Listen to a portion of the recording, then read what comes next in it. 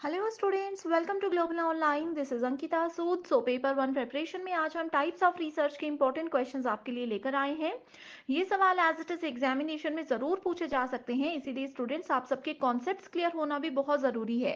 तो आपके concept clarity के लिए हमेशा की तरह हर एक क्वेश्चन के आंसर के साथ मैं इंपॉर्टेंट एक्सप्लेनेशन भी दूंगी, ताकि आप सभी आसानी से अच्छा स्कोर कर सकें।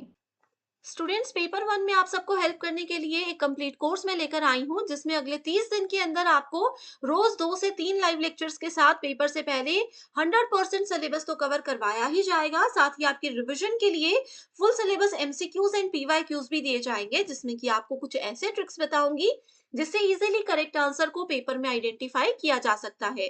फाइनल प्रिपरेशन के लिए अपडेटेड मॉक टेस्ट है and 5000 plus MCQ question bank है, जो कि एक्सप्लेनेशन के साथ आपको मिलेगा। एंड यकीन रखिए कि इसमें से एज इट इज सवाल पेपर में आपको देखने को मिल सकते हैं। लिमिटेड पीरियड के लिए ये डिस्काउंट आपको दिया जा रहा है। इसके लिए आपको गिवन नंबर्स पर व्हाट्सएप के थ्रू कॉल या मैसेज करके पूरी जानकारी लेनी है। साथ ही स्टूडेंट्स, फ्री वीडियोस और मॉक टेस्ट के लिए ग्लोबल ऑनलाइन ऐप को डाउनलोड कीजिए। स्टोर सेक्शन पर सर्च बार में आपको लिखना है कोर्स का नाम।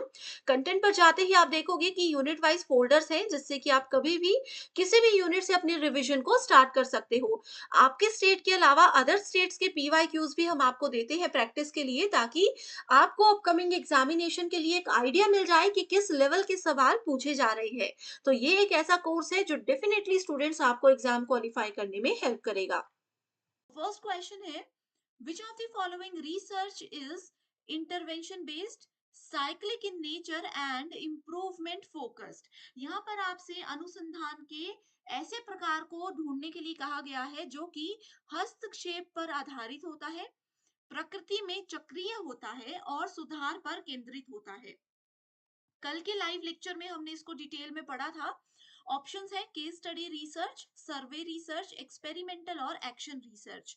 मैंने आपको कल बार बार बताया था कि एक ही रिसर्च का ऐसा टाइप होता है जिसमें कि साइक्लिक प्रॉपर्टी होती है, जो कि इस तरीके से साइकिल के फॉर्मेट में काम करता है। ये क्या होता है? एक्शन रिसर्च, यानी कि क्रियात्मक अनुसंधान। नेक्स्ट क्वेश्चन है, विच of the following shows the correct sequence of undertaking action research based studies. अभी हमने फर्स्ट क्वेश्चन में पढ़ा था कि एक्शन रिसर्च क्या होता है? साइक्लिक होता है नेचर में। इसके 4 स्टेप्स होते हैं जिसको ये रिपीटेडली फॉलो करता है। क्या क्या है? Planning, acting on the plan, observing या फिर रिफ्लेक्टिंग। दूसरा है acting on the plan, observing, planning और रिफ्लेक्टिंग। कल भी हमने ये पढ़ा था शॉर्ट में। मैंने आपको बताया था सबसे पहले हम एक्शन रिसर्च में क्या करते हैं, एक प्लान बनाते हैं कि हमें जो रिसर्च करनी है वो क्या होगी, मुद्दा क्या होगा, प्रॉब्लम क्या होगी, कैसे हम उस पे आगे बढ़ेंगे। उसके बाद आता है उस प्लान पे एक्शन लेने का समय, उस पे एक्ट करना। प्लान बन गया, चलो अब उस पे काम करना शुरू कर देते हैं। Plan, act. उसके बाद आता है ऑब्जर्व, यानी कि जो कुछ भी हमने एक्ट किया, जो कुछ भी हमने प्लान किया था, उस पे काम किया, फिर उसको ऑब्जर्व करना कि क्या वो हमें सही राह पर लेकर जा रहा है, क्या हम सही काम कर रहे हैं या नहीं कर रहे हैं। देन अगला आ जाता है रिफ्लेक्ट। रिफ्लेक्ट का मतलब है कि रिफ्लेक्शन वाला पॉइंट हमें बताता है कि हमारा रिसर्च फाइनली सही से हुआ है या फिर नहीं हुआ है। So plan, act, observe and reflect. इसको यहाँ पर ऐसे लिखा है, planning, acting on the plan, observing and reflecting. So correct answer है ऑप्शन नंबर 1। 100% है, सेट एग्जाम में ये क्वेश्चन आना ही है। Okay. The study of why does stressful living result in heart attack can be classified as. अब एक study हो रही है जहां पर ये कहा है कि जिन लोगों का तनावपूर्ण जीवन होता है, बहुत ज्यादा स्ट्रेस जो लेते हैं किसी भी चीज का, उन लोगों को हार्ट अटैक आने के चांसेस ज्यादा होते हैं। ये एक स्टडी हो रही है। ये कौन सी रिसर्च की कैटेगरी में आएगी? डिस्क्रिप्टिव, एक्सप्लेनेटरी, कोरिलेशनल या फिर फिजिबिलिटी। कल सेम एग्जाम्पल मैंने आप लोगों को बहुत डीप में बताया था। क्या होगा ये होगा एक्सप्लेनेटरी रिसर्च, यानी कि व्याख्यात्मक शोध। अब देखो, क्यों लोग हार्ट अटैक से मर रहे हैं जो स्ट्रेसफुल जीवन जीते हैं। इस चीज की जो स्टडी है वो सिर्फ उस प्रॉब्लम को एक्सप्लेन करेगी, उसका सॉल्यूशन नहीं देगी। वो सिर्फ एक रीजन बताएगी कि हाँ भाई, जो स्ट्रेसफुल लाइफ जीते हैं, उनको खाने पीने की इच्छा नहीं होती, वो ये करते हैं, वो करते हैं, कुछ भी चीजें हो सकती है जिसकी वजह से उनको हार्ट अटैक आता है। तो ये एक्सप्लेन कर रहा है चीजों को, उसका प्रॉपर सॉल्यूशन नहीं बता रहा। वो कोई और रिसर्च करता है। ओके, अगला है विच of the following is a method of quantitative research, यानी कि मात्रात्मक अनुसंधान की एक विधि कौन सी है। बहुत डिटेल में पढ़ा था कि ये कॉन्सेप्चुअल अप्रोच होता है, वैचारिक दृष्टिकोण होता है, एम्पेरिकल अनुभवजन्य दृष्टिकोण होता है, स्ट्रक्चरल अप्रोच है या फिर अनस्ट्रक्चर्ड अप्रोच है। अब देखो यहाँ पर एक चीज मैं बताती हूँ, जिन बच्चों ने कल मेरी लाइव क्लास अटेंड की होगी उनको इसका आंसर जरूर आता होगा, एंड जो स्टूडेंट्स मिस कर चुके हैं लाइव क्लास को, मैंने आपको बताया इस तरीके से दिखेगी global online app, play store पर जाकर उसको डाउनलोड कीजिए एंड कोर्स में लाइव क्लासेस फोल्डर में जाकर उसको देख लीजिए, ठीक है। अब देखो कल के वीडियो में हमने एम्पेरिकल अप्रोच अभी तक नहीं पढ़ा था, कॉन्सेप्चुअल अप्रोच अभी तक नहीं पढ़ा था, क्वांटिटी मात्रा की जब बात होती है तो मात्रा हमेशा एक स्ट्रक्चर्ड फॉर्मेट में काम करता है, ऐसे डायरेक्ट आपको याद करने का मैंने बताया था, तो ये होता है क्वांटिटेटिव स्ट्रक्चर्ड। और अगर हम क्वालिटेटिव की बात करें तो वो होता है अनस्ट्रक्चर्ड अप्रोच। अगला क्वेश्चन है विच of the following method is conducted to describe the characteristics of a situation, phenomena or a problem। ठीक है, किसी भी सिचुएशन की, किसी भी प्रॉब्लम की सिर्फ विशेषताएं, उसकी कैरेक्टरिस्टिक्स को डिस्क्राइब करना है।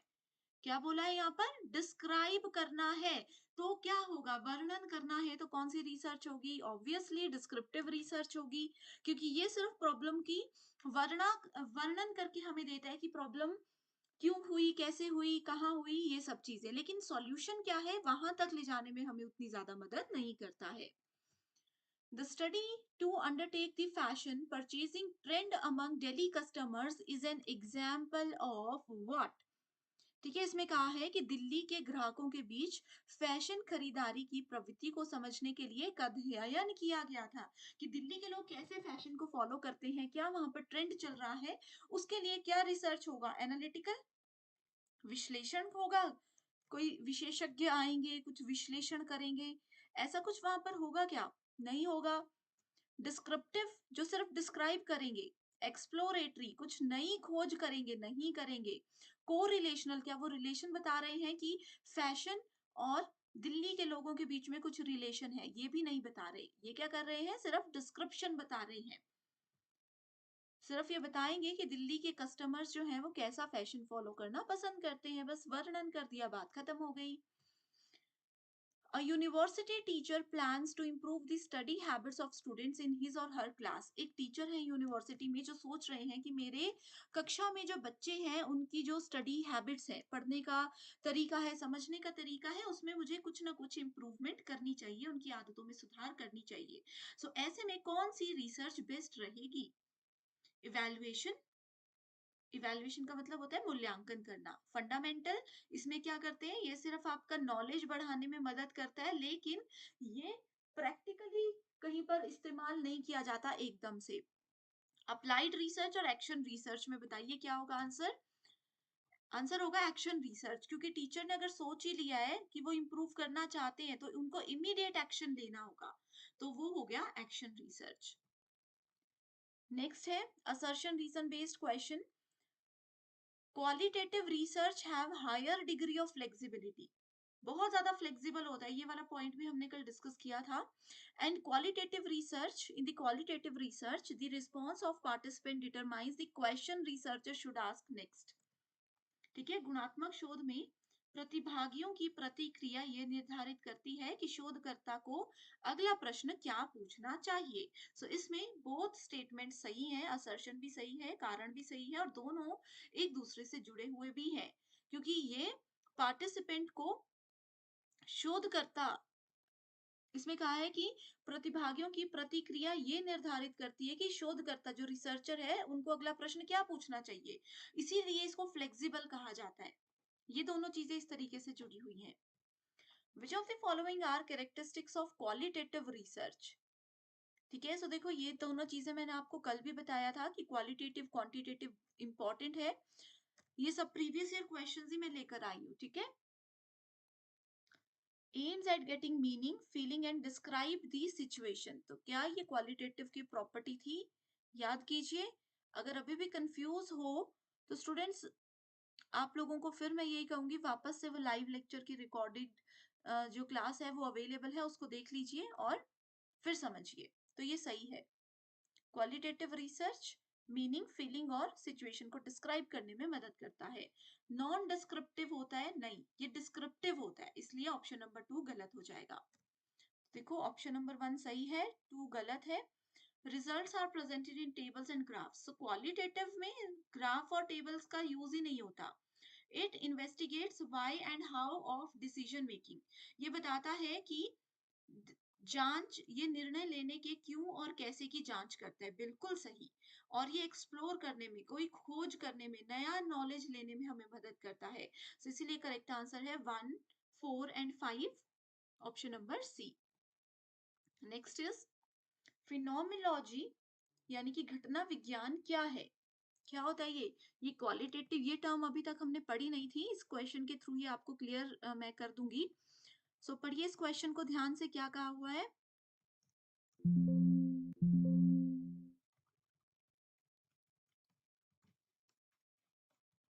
ओके, सो इसमें कहा है फॉर्म ऑफ क्वालिटेटिव रिसर्च, कि ये एक क्वालिटेटिव रिसर्च का टाइप होता है, उसका एक फॉर्म होता है।